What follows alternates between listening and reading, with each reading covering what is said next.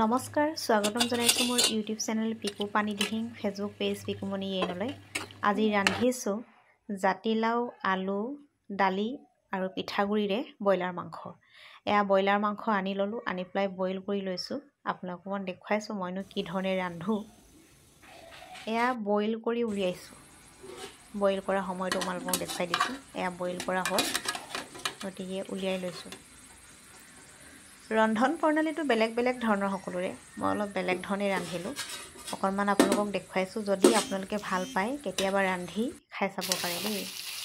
মই মছলা কম নাখাওঁৱেই, আৰু তেলো যদি পাৰোঁ মই একদম কম তেলত যিকোনো ৰন্ধা বঢ়াবিলাক কৰি ভাল পাওঁ। গতিকে কম তেলত এয়া ব্ৰইলাৰ ভাজিলোঁ, তাৰপিছত দিলোঁ জাতিলাও দিয়াৰ পাছতেহে দালিখিনি দি দিছোঁ দেই। জাতিলাও আলু দিয়াৰ পাছতেহে অলপ সময় পাছতেহে মই দালি দি দিছোঁ।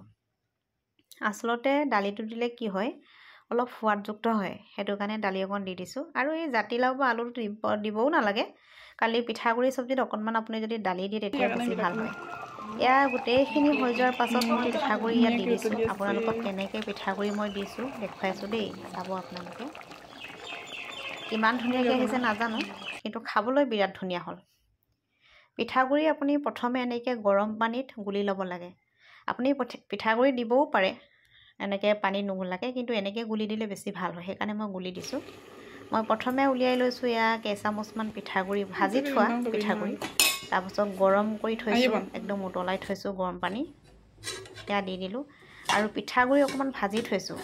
প্ৰতিদিনে পিঠাগুড়ি খুন্দিও থাকিব নোৱাৰোঁ দিয়কচোন, সেইটো কাৰণে পিঠাগুড়ি অকণমান মই খুন্দি এনেকৈ অলপমান ভাজি থৈছোঁ। বেছি ৰঙচুৱাকৈ ভাজিব নালাগে, অকণমান আপোনাৰ এটা পৰিমাণ থাকে, সেই পৰিমাণৰ ভিত্তিত আপুনি ভাজি পেলাই ৰাখি দিব লাগে এটা টেমাত, বহুত দিনলৈ থাকে। এয়া পিঠাগুড়ি খুন্দিছিলোঁ যে, তাৰ খুন্দাৰ সেয়া উলিয়াই ল'লোঁ। তাৰপাছত এয়া ভজাটো আপোনালোকক দেখুৱালোৱেই বাৰু, আৰু বেছিকৈ মিহিকৈ খুন্দিব নালাগে। এয়া হৈছে পিঠাগুড়ি। এয়া খাই বৈ আজৰি হৈ পেলাই ফোন এটা কথা পাতি আছিলোঁ, তাৰপৰা পাৰ্চেল এটাও আহিলে, গতিকে পাৰ্চেলটো অকণমান খোলোঁ, আপোনালোকক দেখুৱাইছোঁ দেই। আচলতে পাৰ্চেলটো মোৰ ভণ্টিৰ ছোৱালীজনীৰ ৰঙা বেগ এটা লাগে বুলি তাইলৈ অৰ্ডাৰ দিছিলোঁ। ভালেই আহিছে বাৰু, ধুনীয়া মৰম লগা।